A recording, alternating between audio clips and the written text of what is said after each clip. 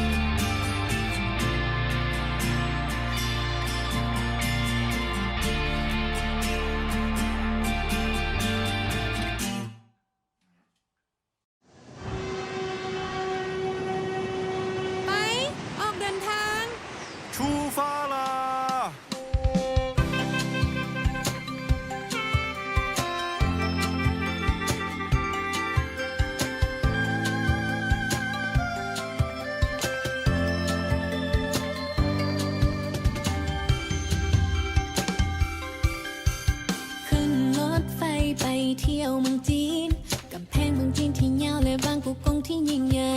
คุณมิ้งใต้ท้องฟ้าเมฆขาว12,000นาให้มีโศกใส坐着火车去老挝那里毡拔盛开踏乱辉煌万荣山清水秀浪波拉邦风景如画คอยอยากไปเที่ยวเมืองจีนอยากไปซิมเกียวและมอตุนจีน我想去老挝那里有糯米烟鱼浆ขึ้นรถไฟไปเที่ยวเมืองจีนฟังน้ำตาเป่าเพลงความสุขสำราญ坐着火车去老挝路程伴着那难忘雾ขึ้นรถไฟไปเที่ยวเมืองลาวสงสัยชีวิตที่หุ่งเหือง坐着火车来中国有一滴酒有天长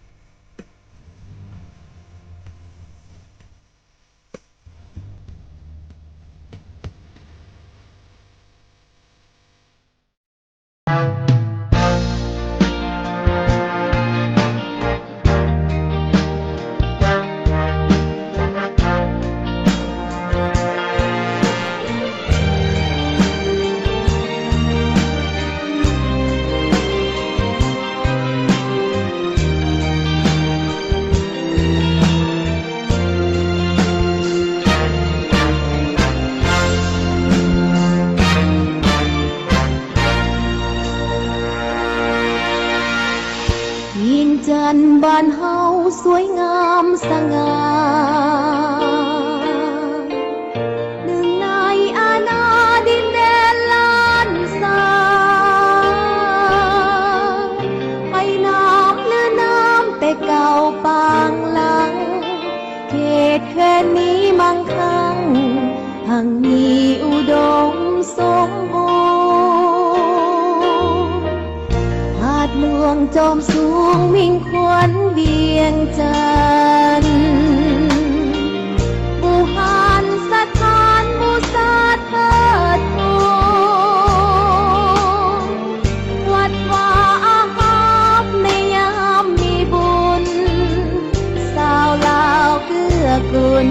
ทำบุญด้วยใจศรัทธาเวียงจันทร์เวียงจันทร์บ้านเฮาอายุมันยืนยาวผู้ดินและฟ้าคนเวียงจันทร์ผ่านไปเลือดและน้ำตาถวายสิริหักษาพระสุธาเวียงจันทร์เวียงใจเวียงจันทร์เบิกบานสง่าลาสีเขตแดนแคว้นนี้บ้านเฮาฟังใจเวียงจันทร์เจ้าเอ๋ยเบ่งบานก้าวไปเจ้าเป็นมิ่งขวัญใจภาษาลาวของเฮาเอ๋ย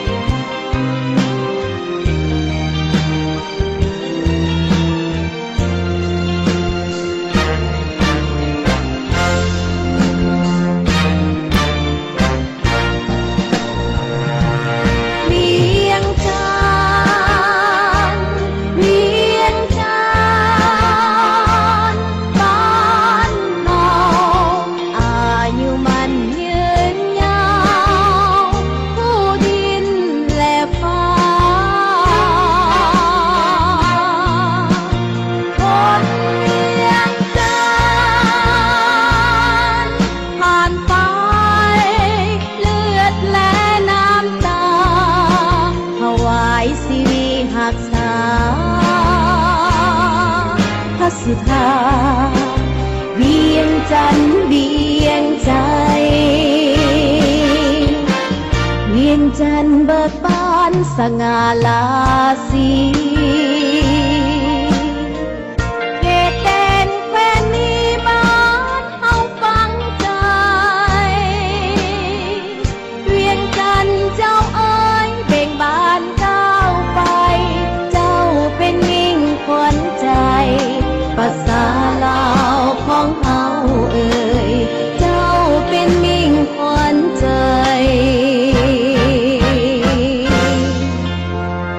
ภาษาล